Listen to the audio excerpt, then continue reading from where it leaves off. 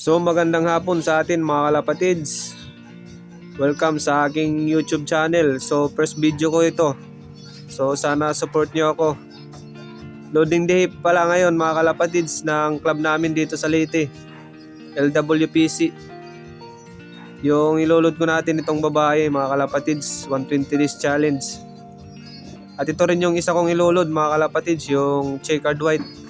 Bali magkapatid sila, pareho silang babae. Bali, ano lang nila, last 2 trainings na lang nila sa magdi-derby na. Sana makauwi ito bukas mga kalapatids. Mga running 4 months pa lang sila. Ito po yung kapares niya. At ito rin mga kalapatids, sa isang club naman, yung TRPU, Abuyog Leyte, loload ko niyan. So bali, umaga na ho mga kalapatids ng linggo.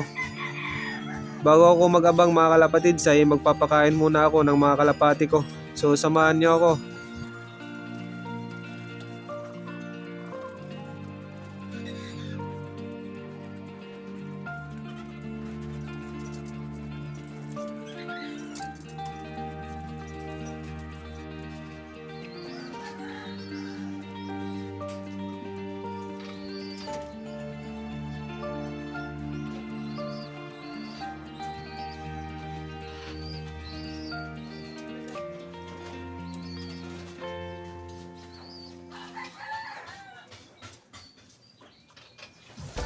Bali habang nagpapainom ako mga kalapatids ng tubig sa mga kalapati kong breeder, bigla naman dumating yung una nating ibon sa loop.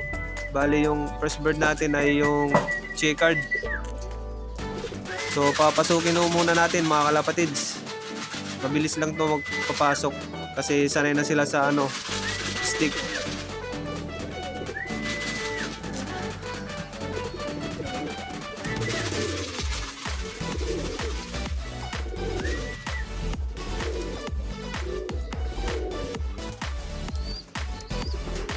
Bali pagkalipas ng mga 1 minuto mga kalapatids, dumating din yung pangalawa nating ibon, yung white plate natin. So medyo nagpasawayo siya dito mga kalapatids kasi hindi agad pumasok. So habang training pa lang mga kalapatids, sinasanay ko na yung mga ibon ko na pumasok agad sa trapdoor. Kasi mahirap na pag derby na, mahirapan tayong pumasok. Lalo na dito sa amin kasi sprint yung laro, kailangan mabilis mag-trappings mga kalapatids. So bali ayun na, pumasok na yun mga kalapatids, yung pangalawa kong ibon. So bali ito po yung unang ibon natin mga kalapatids dito sa aking loop. Nung nakaraan mga training mga kalapatids, yung nauna palagi dito ay yung white plate ko mga kalapatids. So ngayon ito yung nauna.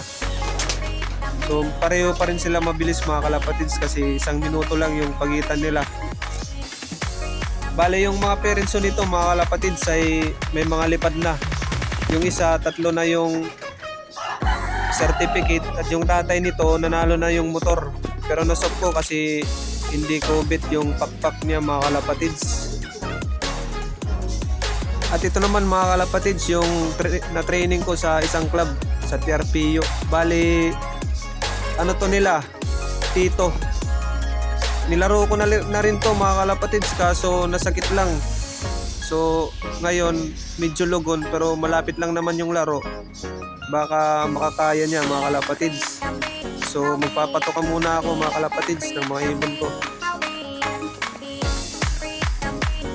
Bali yung patok ko mga kalapatids, breeder mix tsaka crumbles lang. So hanggang dito na lang yung video ko mga kalapatids. Please like, share, and subscribe. Salamat!